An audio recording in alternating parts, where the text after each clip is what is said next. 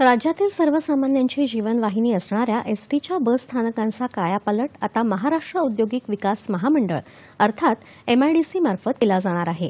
यासाठी एसटी महामंडळ व महाराष्ट्र औद्योगिक विकास महामंडळ यांच्यात काल मुख्यमंत्री एकनाथ शिंदे आणि उपमुख्यमंत्री देवेंद्र फडणवीस यांच्यात विधान भवन इथं त्यांच्या उपस्थितीत सामंजस्य करार करण्यात आला। यावेळी उद्योगमंत्री तथा एमआयडीसीचे अध्यक्ष उदय सामंत, परिवहन विभागाचे प्रधान सचिव पराग जैन नैनोटिया, एसटी महामंडळाचे उपाध्यक्ष व व्यवस्थापकीय संचालक उपस्थित होते।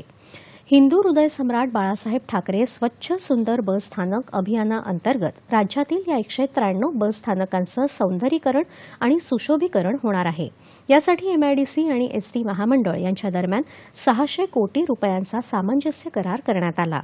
राज्यभरात एसटीची 609 बस स्थानकं आहेत। त्यापैकी सध्या 563 बस स्थानकं कार्यरत आहेत, ज्यांचा कायापालट या अंतर्गत केला जाणार आहे।